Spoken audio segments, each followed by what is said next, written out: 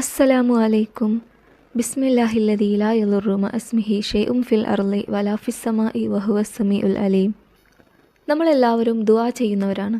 നമ്മുടെ ബുദ്ധിമുട്ടുകൾ, പ്രയാസങ്ങൾ, വിഷമങ്ങൾ, നമ്മുടെ ആഗ്രഹങ്ങൾ, എല്ലാ കാര്യങ്ങളും നമ്മൾ പടച്ച റബ്ബിലേക്ക് ദുആ ചെയ്യുന്നവരാണ്. നമ്മൾ ചില സമയങ്ങളിലൊക്കെ ദുആ ചെയ്താൽ നമുക്ക് മനസ്സിൽ തോന്നും, എന്താ റബ്ബ് എൻ്റെ പ്രാർത്ഥന എന്താ കേൾക്കാത്തത്, എനിക്കെന്താ ഒരു ഉത്തരം കിട്ടാത്തതെന്നൊക്കെ നമ്മുടെ മനസ്സിൽ വല്ലാണ്ടൊരു വിഷമം ഉണ്ടായിട്ടുണ്ടാവും. അങ്ങനെ ഇല്ലാത്തവരായിട്ട് ചുരുക്കം ആളുകൾ മാത്രമേ ഉണ്ടാവുള്ളൂ. ചില ദുആകളൊക്കെ നമുക്ക് നമ്മുടെ ആഖിറത്തിൽ നമുക്ക് ഉത്തരം ലഭിക്കുള്ളൂ.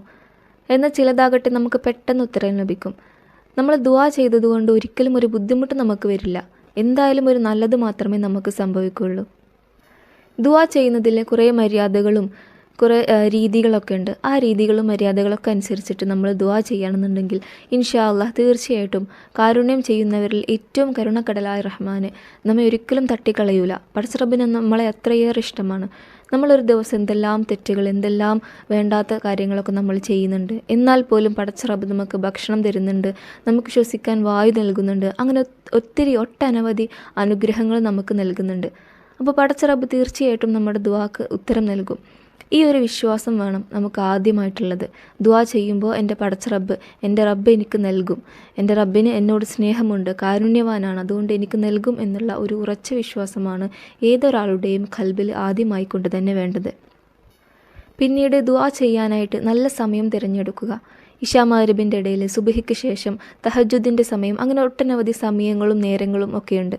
അതൊക്കെ തിരഞ്ഞെടുത്തുകൊണ്ടിട്ട് പടച്ച റബ്ബും ഞാനും മാത്രമാണ്, ഞാൻ പറയുന്ന കാര്യങ്ങൾ പടച്ച റബ്ബ് കേൾക്കുന്നുണ്ട്, കാണുന്നുണ്ട് എന്നെല്ലാം നമുക്ക് മനസ്സിൽ ചിന്ത വരുന്ന ഒരു സ്ഥലത്തിരുന്നു കൊണ്ട് അത്തരത്തിലുള്ള ഒരവസ്ഥയിലായിക്കൊണ്ട് വേണം നമ്മൾ ദുആ ചെയ്യാനായിട്ട്. അങ്ങനെ ഒരുപാട് കാര്യങ്ങൾ നമ്മൾ ശ്രദ്ധിക്കണം.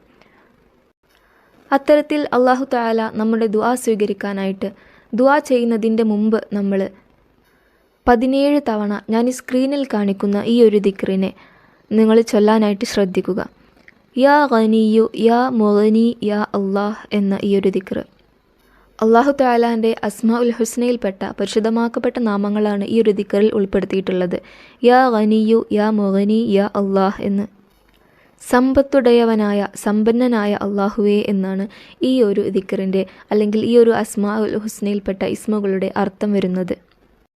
അർത്ഥം മനസ്സിലാക്കിക്കൊണ്ട് നമ്മൾ ഏതൊരു ദുആ നമ്മൾ പടച്ച റബ്ബിലേക്ക് നമ്മൾ ദുആ ചെയ്യുകയാണെന്നുണ്ടെങ്കിലും അർത്ഥം അറിഞ്ഞുകൊണ്ട് കൽബിൽ ഉറപ്പിച്ചുകൊണ്ട് നമ്മൾ ഈ ഒരു ദിക്റിനെ 17 തവണ ചൊല്ലിയിട്ട് നമ്മൾ നമ്മുടെ ദുആ ചെയ്യുകയാണെന്നുണ്ടെങ്കിൽ ഇൻഷാ അല്ലാഹ് തീർച്ചയായിട്ടും പടച്ച റബ്ബ് നമ്മുടെ ദുആ തട്ടിക്കളയൂല. നമുക്കൊരു ഉത്തരം എന്തായാലും നമുക്ക് ലഭിക്കും. അതുമാത്രമല്ല, നമ്മൾ എന്തെങ്കിലും ഒരു കാര്യത്തിന് ഇറങ്ങുകയാണെന്നുണ്ടെങ്കിൽ, നല്ലൊരു ഉദ്ദേശം വെച്ചിട്ട് എന്തെങ്കിലും ഒരു കാര്യം നേടിയെടുക്കാൻ വേണ്ടി ഇറങ്ങുകയാണെന്നുണ്ടെങ്കിൽ, കച്ചവടത്തിൻ്റെ കാര്യമായിക്കോട്ടെ, ജോലിയുടെ കാര്യമായിക്കോട്ടെ, പഠനത്തിൻ്റെ കാര്യം, ഇൻ്റർവ്യൂ, അങ്ങനെ എന്തൊരു കാര്യവും നമുക്ക് നല്ലൊരു ഹൈറായൊരു റിസൾട്ട്, നല്ലൊരു ബെറ്റർ റിസൾട്ട് നമുക്ക് ലഭിക്കണം എന്നുള്ളൊരു ഉദ്ദേശം വെച്ച് നമ്മൾ ഇറങ്ങുകയാണെന്നുണ്ടെങ്കിൽ ഇറങ്ങുന്ന ആ ഒരു സമയത്ത് നമ്മുടെ വലത്തെ കൈ ഇടത്തെ നെഞ്ചിൻ്റെ അവിടെ വെച്ചുകൊണ്ടിട്ട് ഈ ഒരു ഇസ്മിനെ 5 തവണ നമ്മൾ ചൊല്ലണം. യാ ഗനിയു യാ മുഗ്നി യാ അല്ലാഹ് എന്ന് നമ്മൾ 5 തവണ ചൊല്ലിക്കൊണ്ട് പടച്ച റബ്ബിലേക്ക് തവക്കുൽ ചെയ്തുകൊണ്ട് ഞാൻ ഇറങ്ങുന്ന ഈ ഒരു കാര്യം ഹൈറാക്കി തരണേ, ഞാൻ ഉദ്ദേശിച്ച ആ ഒരു നല്ല റിസൾട്ട് എനിക്ക് തരണേ എന്നുള്ള നമ്മൾ അങ്ങനെ പടച്ച റബ്ബിനോട് ദുആ ചെയ്തുകൊണ്ട് നമ്മൾ ആ ഒരു ഹലാലായ കാര്യത്തിലേക്ക് നമ്മൾ ഇറങ്ങുകയാണെന്നുണ്ടെങ്കിൽ ഇൻഷാ അല്ലാഹ് തീർച്ചയായിട്ടും നമ്മുടെ റബ്ബ് നമ്മളെ സഹായിക്കുന്നത് നമുക്ക് അനുഭവിച്ചറിയാനായിട്ട് കഴിയും. പടച്ചോൻ തൗഫീക്ക് ചെയ്യട്ടെ. അറിവ് ഉപകാരപ്പെട്ടാൽ, നന്മ തോന്നിയാൽ മറ്റുള്ളവരിലേക്കും എത്തിക്കുക. എല്ലാവരുടെയും ഹലാലായ ആവശ്യങ്ങളും ആഗ്രഹങ്ങളൊക്കെ പടച്ച റബ്ബ് നിറവേറ്റി തരട്ടെ. എല്ലാവരുടെയും വിഷമങ്ങളും പ്രയാസങ്ങളും ബുദ്ധിമുട്ടുകളൊക്കെ മാറ്റിയിട്ട് നല്ലൊരു ഹൈറായ സമാധാനത്തോടെയുള്ള ഒരു ജീവിതം നൽകി അനുഗ്രഹിക്കട്ടെ.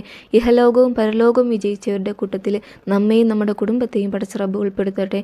ആമീൻ ബിറഹ്മതിക യാ അർഹമർ റഹീമീൻ.